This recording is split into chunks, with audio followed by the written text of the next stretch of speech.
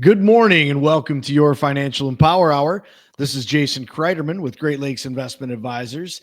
And I have my co-host, Mr. Tony Shore, with me from over in the great state of Minneapolis. Not as great of a state, Tony, as Michigan, but I know you and me, we always banter each other back and forth, but which one is the greatest state? And speaking of banter, I'm hoping next Monday I'm able to have another special guest on our show, and his name is Carson. Because you and him love to banter. Not only do you guys banter just about Michigan against Minnesota, you guys go college football, college basketball, professional football. Yeah. You and Carson, my boy. Pro ball. We'll have to talk about the Lions' big loss in the Hall of Fame game. I don't know how big you want to consider that. I mean, when you got your sixth and seventh stringers in the game and guys that's the first and last Lions jersey they'll ever put on. I mean, it's but for Carson, I'll bring it up. You have just to, for Carson, absolutely. You have to razz him. I agree. So I'd like to do that because he goes back to school. I can't believe this, Tony, already. You know, we talk about how busy our summers have been. And matter of fact, this is the first time you and I have actually recorded a live show recording here in probably 2-3 weeks because we've been so darn busy with our summers. But it's awesome. We're able to do replay videos, replay shows, and everything for all of our listeners out there. But we're back now. We're back in the studio. It's a crazy busy summer. But Tony, can you believe it? We're recording this on Monday, the 4th of August. Our kids go back to school in 2 weeks. Crazy. Less than 2 weeks. They start here. Our kids go to Meridian up in Sanford. They go back to school on August 19th, which to me is just, I don't like it, Tony. I don't like it at all. You know, I thought at one point in time there was actually a law that passed in Michigan. It might still be out there, maybe not, but schools couldn't start school, have the first day until after Labor Day. Right. That used to be a thing. For that, a primary reason was for tourism and the economy. Keep people traveling. August, usually second, third, fourth week of August is phenomenal weather here in Michigan. Yeah. There was that many more people taking those last weekend or 2 weekends of the year to go on vacation, travel. What an amazing impact from tourism and a boost to our economy and our tax base when you can have not only people from out of state traveling into Michigan, but even our local towns and people traveling from town to town. But now I don't know whatever happened to that law. I guess if I got any listeners or viewers out there, if you know for sure, I know I've talked to a lot of people and they said, well, the law doesn't exist anymore. And other people tell me, well, the law still exists, but nobody has to follow it. And so I don't know what the deal is. But if anybody knows what the heck the deal is and why these schools can legally start school early now, please give me a call, send me an email, let me know. But I don't agree with it. August 19th. Lexi goes off to college at Michigan State. That's actually her move-in day is August 19th. And then she doesn't start actual classes until the following week, like on the 25th, 26th, which makes more sense. The last week of August. Yeah. Labor Day should be you shouldn't be allowed to schedule back to school until after Labor Day. I agree. I mean, it's for tourism, for economy, for travel. And, some of it is, people say, well, they're going to be out of school before Memorial Day now. And if I think about tourism, economy, travel, and just the simple weather, what is the weather usually like the last week of May, first week of June? Yeah, not as good. Kind of crappy, maybe cold, maybe wet. Whereas the last 2 weeks of August generally are pretty darn good, pretty nice weather. So from a weather standpoint, and I was actually this past weekend, we have neighbors of ours that they teach at the Meridian school system. And we had a little kind of our last summer barbecue and pool party. And a couple of the teachers were even talking about that it's very unfortunate these schools don't have air conditioning. A lot of the schools here in Michigan, they don't have air conditioning. Same here in Minnesota. Same. Yeah. So they're already, a lot of these teachers are already trying to do everything they can with fans in the room. And they said, unfortunately, the first week of school is always a struggle, even when it's been in September, right? To get these kids back in study mode and schooling mode. But they said, unfortunately, when it's 70, 80, 90 degrees and these kids are back in school in mid-August and they're still on kind of vacation brain. Plus, it's the best weather of the year, probably. Best weather of the year. And the school is hot. They want to get outside. Absolutely. I mean, here's the story, Jason. I'm going to let you and our listeners and viewers know this. If I ran for I would run on these things. If I ran for office these are the three things on my platform. Vote for Tony. Vote for Tony. Right. Here's what I would run on. Number one, get rid of the time change. That's my number one platform. I agree. And we would all be no, Arizona doesn't change times. The rest of the country does. Daylight Hawaii savings doesn't. time. Yep. The daylight savings time would be over. We'd probably stay in daylight savings time, but never change back. Right. Just keep it there. Never go back. Totally makes sense. That's number one. I've never met anyone against that. Everyone wants that. Everyone I've ever talked to, I don't care what side of the aisle you're on, whether for the most part, that's more of a common ground right there. Yep. Yeah, common ground. The second thing I would do is no school until after Labor Day. That's what you were just talking about. That would be my second. And the third thing I would do, and these are my top three priorities, I would fix Social Security. That's all. I would run on those three things. I don't think I need to. I think everybody wants that. I don't care what side of the aisle you're on. I don't know anybody. You're right. No matter what side of the aisle you're on, I don't think anybody listening to this show right now, any of my viewers or anyone you've ever met or talked to about it, or anyone I've ever would disagree with any of those three. Yeah. Now, I will tell you, Tony, your first two might be a little easier to tackle than fixing Social Security. Yeah. Okay, I led with when you those mentioned two the third one, I thought, man, that guy just bit off way more than he could chew. Well, because no one can agree on how. I know how to fix it, and a lot of people, and you have ideas on how to fix it. We know because we've talked about it, and you have interviewed experts on Social Security. You do the Social Security maximization report for people. You know the ins and outs from helping people plan for it. But I'll tell you what, there are easy ways. When I say easy, it's simple to fix it, but it wouldn't be simple to get it done. But nobody's really tried. I mean, I don't see, if you're a lame duck president and you're in your final term, that's when you should do it. We'll see if Trump does it. Biden didn't do it, because that could be your legacy. I mean, you could go out as the person that, in 2033, there's going to be a reduction of 20% in Social Security benefits if nothing's done. Raise that full retirement age. There's so many things. Increase the limit on how much of income is taxed on not taxing your Social Security, but people who make over $175,000, they're only paying into Social Security taxes on 175 of their income. So if they make 500,000, you don't have to pay anything on that other money. And I don't think they would notice another if they had to pay kept paying that 6%. I just don't think it would make that big of an impact to each individual, especially if they're making over 500,000. But yet the impact it would have for the Social Security system would be big. And there's other things too. I know that they could raise the full retirement age because people are living longer. Absolutely. I mean, it's amazing. And you and I, we've talked about this a lot of times when we get together at conferences and with all the other colleagues you and I have that are financial advisors across the United States. And a lot of times when we get together, whether it be on a conference call, a webinar, or in awesome conventions, we talk about these things. Like, what are some possible ideas and solutions? And there are so many ideas. There are so many possible solutions to fix a lot of the problems with Social Security. Like, will it be there? Will it run out? That if we could get, you're right, if we could actually get a president to start implementing, there's nothing that I don't think is overnight. There's not one solution, but there's a lot of little solutions that if you put those together and they actually implement them over time, they could have a phenomenally huge impact, and nobody would have a worry or care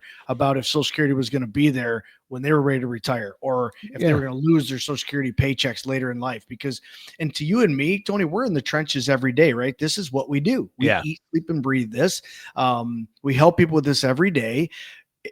To me, it's common sense. It is really, truly common sense. And I think one of the problems is when you get to the Congress and senators and presidents, it becomes, they almost make the simplest things in life so dang complicated and so dang hard, and all the problems with it.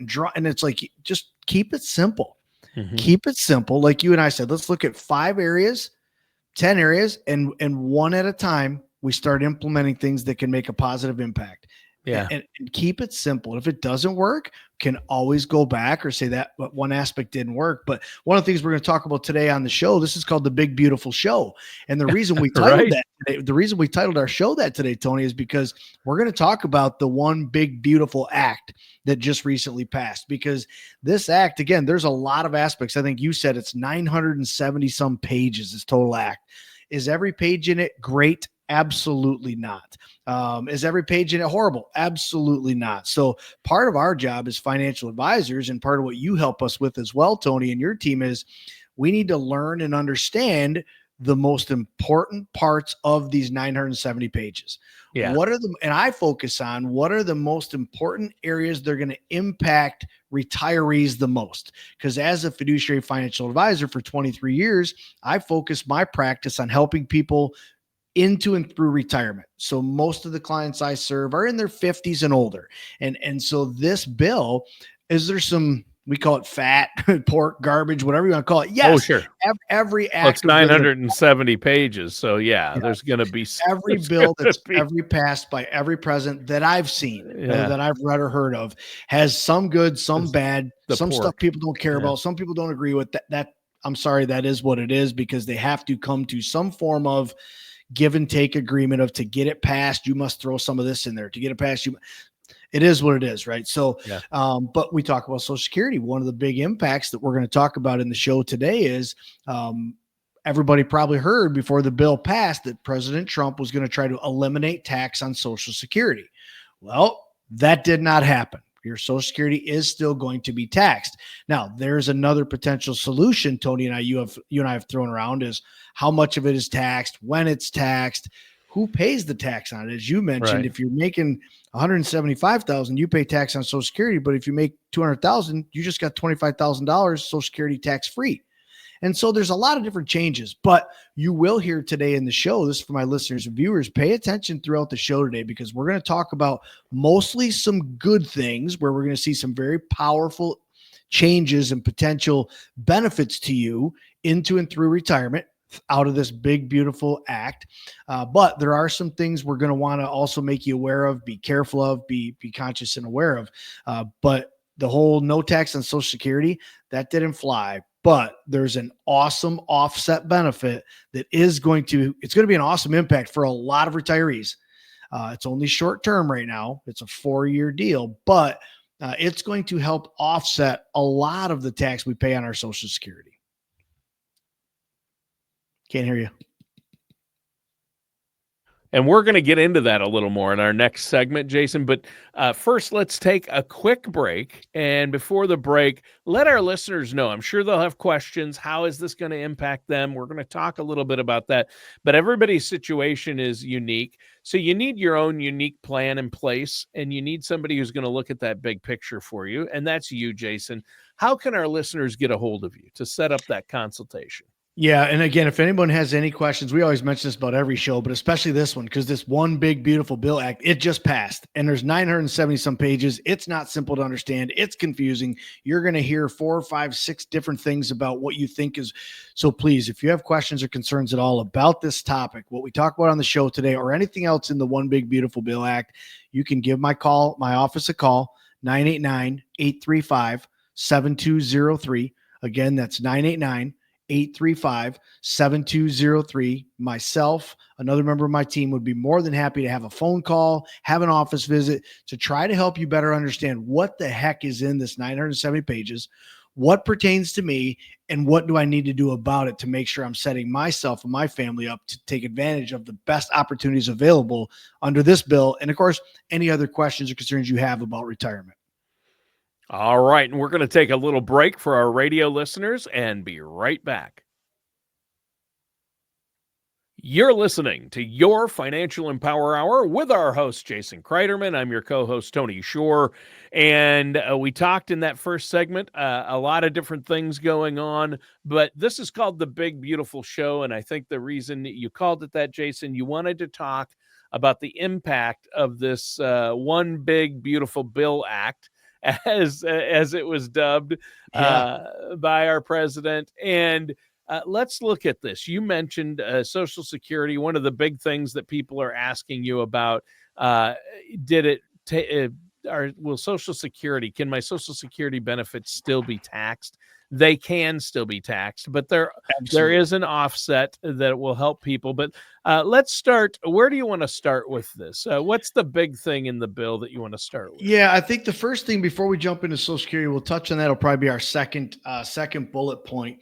And I have an awesome little white paper guide. It's 4 pages. It's basically the 10 big aspects of the bill that if any of our viewers or listeners would like to get a copy of this, please just call the office, 989-835-7203. We'd be more than happy to mail or email this to you. It's very simple. It's called Understanding the One Big Beautiful Bill Act, and what it means to you. And really, Tony, this is pretty powerful because this law, there's a lot of different levels of where it'll impact people, but it truly will impact the lives of millions of Americans, not only today, but for years and years to come. And it's especially seniors. Especially seniors. And that's really what, again, being a fiduciary advisor who focuses most of my time and efforts on preparing families to get into and through retirement, this is very powerful potentially for a lot of my clients and a lot of my listeners and viewers out there as well. So, but the first bullet point we want to touch on is what happened to tax cuts.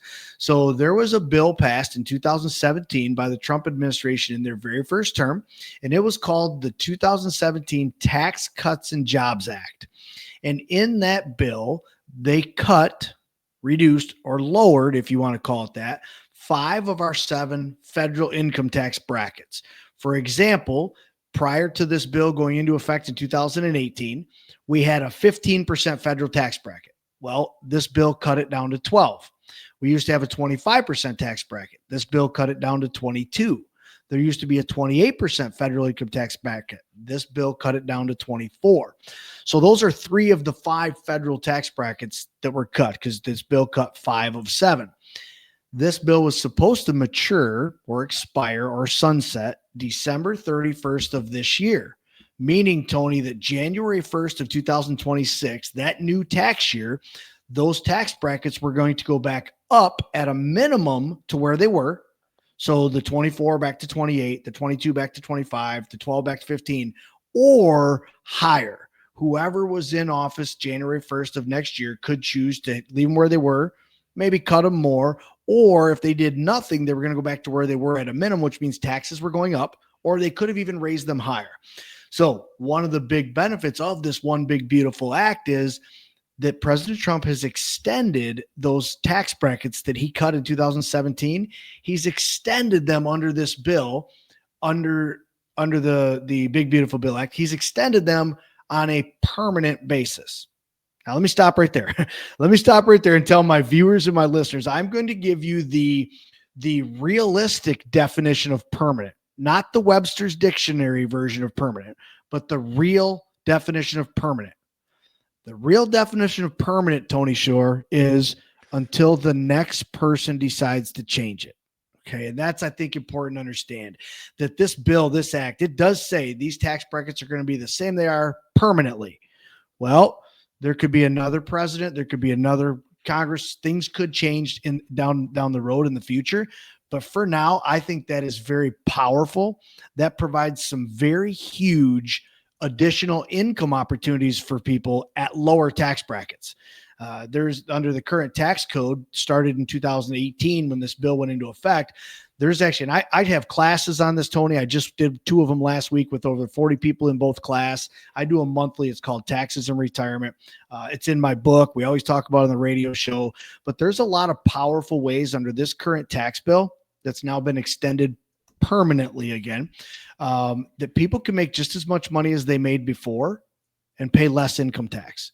That's powerful. Now, let me tell you. That's huge. That's huge. Now, there's actually another opportunity for a lot of my listeners out there. Not everybody, not all my clients, but a lot of my clients and a lot of my listeners. There's a even more powerful opportunity in the fact that you could make more, potentially a lot more money than you did before, and still pay less in taxes. That is a very powerful opportunity, especially when we talk about getting money out of the accounts we've done so well saving money to, like our IRAs, our 401ks, our 403bs, our 457s, those types of accounts that were tax advantaged to put money in. They grew tax advantage, But people are finding out in retirement, those aren't the friendliest or most tax advantaged accounts to have into and through an awesome retirement, and especially to pass on to the next generations. So there's some really powerful opportunities, Tony, when you understand the current tax brackets, you understand these laws and how they work, you understand how much income you can make in each bracket or in each tax step. Once you learn that, you can really structure your income and your portfolio, maybe your withdrawals or maybe your conversions, converting from IRA money to tax-free, like maybe an IRA or a Roth IRA. Once you learn these brackets and the tax steps, you have a powerful, powerful opportunity to pay the tax bill now, which will be a lower tax bill most likely than later at some point in time when permanent is done. Pay a lower tax bill now, so when taxes go up, your income can be all or partially tax-free in retirement. That's pretty cool. That's pretty powerful. I think it's really cool. And of course, when they say the tax cuts are permanent, we have to put permanent in quotation. We have to. You really do. Because the next administration could change it, and probably the next will. Or the next one, or the next one. I mean, and it might change in yours and my lifetime, Tony. It might change 5 times. So permanent means until it's not permanent anymore, unfortunately. Right. All right. Well, we have to take another quick break here to let our listeners know how they can set up a no charge, no obligation consultation. You've set aside some slots and some time for our listeners out there who want to get a plan in place or just have questions about this, want to get a copy of this PDF. It's great. It lays out in bullet points all the key changes that are happening. Not all, but a lot of the majority of them. Yeah, probably the top 7 or 8. Yes. Yeah, the top 7 or 8 of the hundreds, which it's many don't affect that many people. These affect pretty much everybody and are the biggies. And it kind of breaks them down. And I think that's important. But to meet with a financial services professional like yourself to figure out how is this going to impact me? Do I have all my ducks in a row? Am I where I should be? Am I taking full advantage of these changes? Am I in a position to do that? So to set up that no charge, no obligation consultation, how can they get a hold of you, Jason? So obviously stop right here in the office if they'd like to in Midland, or the quickest, easiest way. If you're driving, just pull over, take a note, or if you're sitting at home or in your office, something, or on watching the YouTube channel, just call our office. Easiest thing to do is call when you get a chance, whether it's between 8 and 5 when we're open, or even after hours. Please give us a call, leave us a message. We'd be happy to set up a 15-minute phone call, a half-hour phone call, or an hour-long visit here in my office. How much ever time you need to answer your questions, we would love the opportunity to be here for you to do that at no charge and no obligation. And the number to call is 989-835-7203. Again, that's 989-835-7203. All right. And we'll be right back after this quick break. Welcome back to your Financial Empower Hour. I am your co-host, Tony Shore. I'm here with our host, Jason Cryderman. Jason, great show so far. We're talking about the big, beautiful bill, and big is probably an understatement because it's 900 plus pages. Mm-hmm. But we've dug out the highlights and the big things that can really impact a majority of our listeners out there, or a lot of them. We talked about the extension of the Tax Cuts and Jobs Act, a few other things. What else do you want to touch on? Yeah, and I think you hit the nail right on the head, Tony. This is not a big bill. It's huge. It's almost 1,000 pages. In here, there's some really, really good stuff. There's some not so good stuff. I think in every bill, everything that the government passes legislation, you're going to find that. And of course, not everybody's going to agree with everything. That's okay. The objective is to try to understand and learn the aspects of this bill that might have a positive impact on you, so you can take advantage of those, or the aspects of this bill, or any bill for that matter, that could have a negative impact on you, to try to reduce, avoid, or eliminate those negative impacts. And that's our job, and my team's job as fiduciary financial advisors, is to learn the aspects of this bill that are going to have the most powerful or most positive or most negative impact, especially on retirees. especially on seniors, especially on getting into retirement. So that's kind of why we put this PDF, this white paper together, Tony, and it talks about the top 6, 7, or 8 areas of this big, beautiful bill that could have a positive or a negative impact on you financially. And the second one I want to touch on real quick is the SALT deduction cap. And the SALT is for state and local taxes. Now, again, not every aspect of this bill affects everybody, and it definitely doesn't affect everybody at the same aspect or level. But this is a cap on deducting state and local taxes, income tax and property tax. This rises from $10,000 to $40,000 for the tax year 2025. So if you have a situation of that income tax, property tax, state and local that's over $10,000 and you weren't able to capitalize on that opportunity before, well, you can now. You can capitalize on it up to $40,000. Now, this does phase out at higher incomes, and it reverts back to $10,000 in 2030. So if nothing changes between now and 2030, this is a potential up to a $30,000 increase in a tax deduction for those state and local taxes for those individuals or families that could potentially take advantage of that. So that's a biggie. That for some people, that's a game changer. Yeah. Third one is, and this kind of ties back into what we talked about, Tony, in the last segment, was a lot of people had heard before the passing of this bill that President Trump wanted to eliminate tax on Social Security. And I truly believe he did. However, he was met with some controversy. He was met with, whether it was other side of the aisle or even some of his side of the aisle, was, well, we just can't eliminate tax on Social Security altogether. But they were able to come to an agreement to pass this bill. He said, fine, we'll keep taxation on Social Security as is, but he added what's called a senior deduction. And this senior deduction is designed to offset a very good portion of most of the retirees' Social Security taxation. What he's done is he's added an additional $6,000 per person over the age of 65 as an automatic standard deduction, on top of the standard deduction we were already getting at age 65 or older.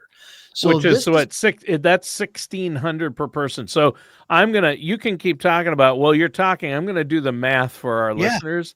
And so they know if you're over 65 and are married, it's going to be a big number. Yeah, I'll kind of go through the numbers, Tony, and you do the calculator there. I'll go through them. So what he's done is, and this begins at $75,000 for single filers and $150 for joint filers, where it starts phasing out.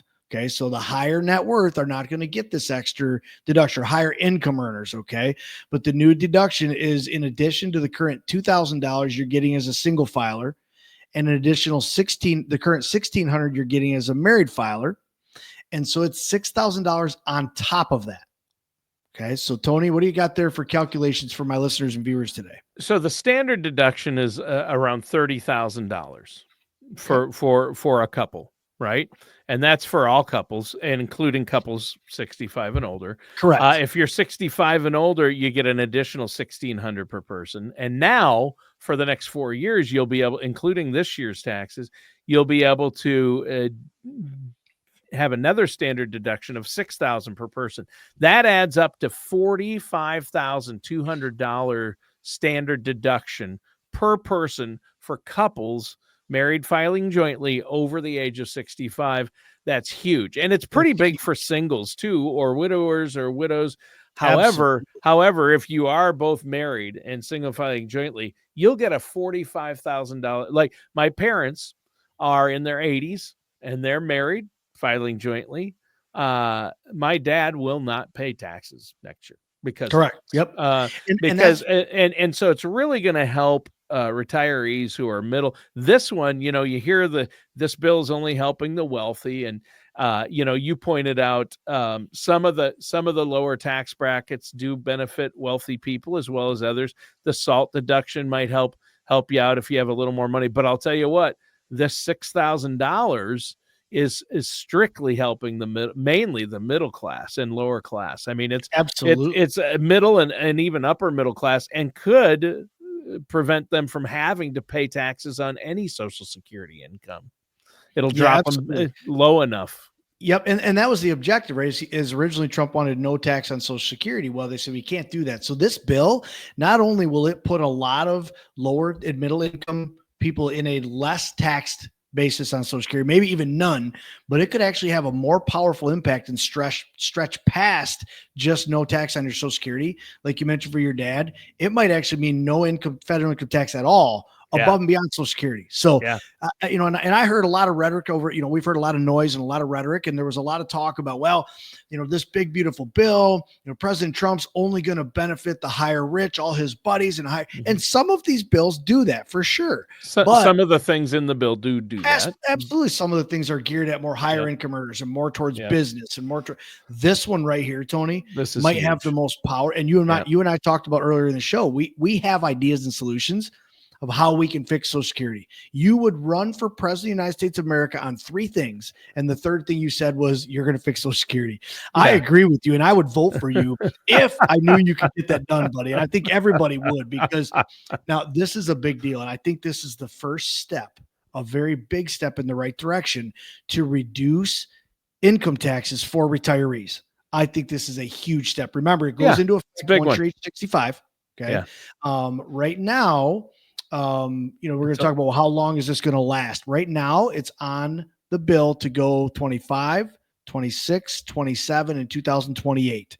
So as of right now, this is only a short-term temporary. I'm going to call it a trial basis, because I think we'll see whether it's a Republican or Democrat in office when this matures. I think we'll see some form of extension, or maybe even a further development, right? Maybe even let's take this to another level. So I believe this is a very, very positive aspect of this big, beautiful bill, impacting lower net worth, medium net worth, lower income earners, medium to high income earners. I think this is going to be a very positive impact overall. Yeah, I think so too. I really think this is a good one. It's my favorite part of the whole bill. I'm not 65, so it's not benefiting me, but I see the impact. I saw the impact the standard deduction had on my dad's taxes from last year. Now it's going to be an even better situation. Yes. And I mean, why would you even, some people are like, well, it really took away, it makes it harder to itemize, and it makes it unnecessary for the majority, for 80-90% of Americans don't need to itemize now, because they're better off with the high standard deductions. I love, that's for sure. So when majority of, not like you said, the majority of taxpayers, especially in the lower to middle classes, income earners, lower to middle income earners, they not only didn't they need to, they couldn't, because the standard deduction was so high. That free money in the Tax Cuts and Jobs Act 2017, Trump threw in such a high standard deduction. He's like, look, I'm just going to give you this free income. Don't worry about collecting your bills and all. Granted, it's great for people to still donate and still do all these things, and but you didn't need to just to feel like you had to learn how to take advantage of this darn tax system. No, anytime you can get a deduction like this and a standard deduction, that is free money, free income the government will not tax, and you don't have to do anything for it. That is a blessing. I think it's beautiful for most, not all taxpayers, not all Americans, but for most taxpayers and Americans, this is going to be a very positive outcome of this bill. Yeah, it phases out at some point. So for the wealthy, it really doesn't impact the wealth. If you're in retirement and you have a lot of income each year, over 175,000 as a married couple, it phases out at that point. So that's the one caveat there. Now, we do have to take another quick break here. But before we do, Jason, once again, let our listeners know how they can get a hold of you. If you want to get a plan in place, get a second opinion on where you're at with your finances, figure out how this is going to affect you personally, how can they do that? Yeah, call the office here at any time, whether it's a question from this show about the big, beautiful bill, question about anything else in your retirement planning, your income planning, your investment planning, whatever it might be. We can set up a phone call. We can set up an office visit. There's no charge. There's no obligation. We're here on a consulting services to help improve your financial position. If at some point you would choose to hire us, we'd be happy to discuss that as well. But either way, just to help get your questions answered and maybe more clarity for your retirement, give us a call here at the office, 989-835-7203. Again, that number is 989-835-7203. All right. Now we're not going to have time to cover the whole thing again. I know Not there's all so much. 900, not all 1,000 pages or 900 pages, but what's the next bullet point? What's one of the bigger things that you think our listeners out there Yeah, need to so know about? here's a couple. Here's a couple that are they're almost combined into the same thing, but a lot of people have been talking about it, and they're also temporary. They're only from 2025 to 2028 currently, but it was deduction for income on tips. The change is up to $25,000 of qualified tip income is now deductible. So you have to understand what is qualified, right? What is qualified tip income, and then it's deductible. Doesn't mean it's really free, but it is deductible, and it does phase out at $150,000 or $300,000 AGI, whether you're single or filing jointly. So this means like servers, barbers, rideshare drivers, anyone else whose livelihood relies on tips to any point could reduce some taxable income, which I think is a great opportunity for those people in those positions. The other one that's kind of under that same, I guess, umbrella is the overtime pay deduction. The change is that now you can deduct up to $12,500 of overtime pay, and that's per individual. It's double for joint filers. So if you had a husband and a wife, let's say they're nurses or police officers or seasonal workers, and they rely on overtime when it's, my dad used to say, you make hay when the sun shines, right? I mean, so when the sun shines, farmers are familiar with it. So, but you could, $12,500 per person as a single filer, or $25,000 of overtime pay if you're married filing jointly. So I think that's another pretty cool benefit for those individuals. There is a car loan interest deduction. If you're in the arena to buy a car in the next few years, you can deduct up to $10,000 of interest on the loan of that vehicle. Here's the key kicker though, Tony, has to be assembled in the US of A. Yep. So in order to qualify for this $10,000 deduction, you can get possibly a $10,000 interest deduction on a brand new car purchase if that car was assembled in the USA. What part of that sentence right there is not awesome for America, is not awesome for American citizens? I mean, you buying cars assembled here in the United States of America, give us some kickbacks on that as far as a $10,000 interest deduction. That's awesome. Yeah, that's amazing. Yeah, we just bought a new car, and it was a Chevy, so we will qualify for that. There you go. Yeah, so that's awesome. There you That's go. awesome. Now, we just have a couple of minutes left. I think the other thing on this list that I think some of our maybe some people, with family businesses, family farms, business owners might want to hear about the federal estate tax exemption. Yeah. So estate taxes, what changed there? So that's a big one. The permanent increase in the federal estate tax exemption. Now, just like I had to define what permanent meant before, I'll define it again. This is not the Webster Dictionary version. Permanent means, in parentheses, forever until somebody else changes it. Right. So permanent is not forever. Permanent is until it gets changed somewhere down the road. But what has changed is the increase in the federal estate and gift tax exemption that was included in the 2017 Tax Cuts and Jobs Act are now permanent. They're not going to expire or repeal like they were under that bill. From 2026 moving forward, the exemption rises to $15 million per person, or $30 million per married couple. And this is indexed for inflation. So if you inherit a business or something or a farm and it's less than $15 million, you're going to be exempt from the estate and gift federal tax. Estate tax. That is the correct. Federal. Yeah. I wish it was state as well, but I wish it was everything, right? But hey, we can't have our cake and eat it too. There's a lot of good aspects. Now, again, this isn't going to benefit everybody because this is really geared towards someone like you mentioned, Tony, who inherits a big family farm or a farming enterprise or a business or multiple businesses. But if your family owns any property or a business, it adds up quickly. So especially the price of things nowadays. And I don't know if anyone's paid attention to the grocery store or real estate prices, but things are crazy.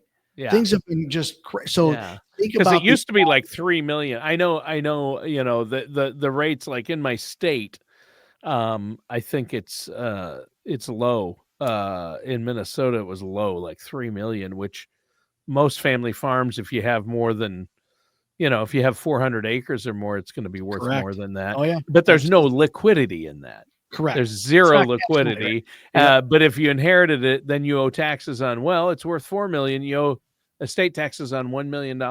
Well, no one can pay. I mean, a lot of people couldn't pay that. Correct. So you'd lose the family farm. And this is a lot. So it happens a lot. So this is trying to help with that. And I wish the states would do a little more.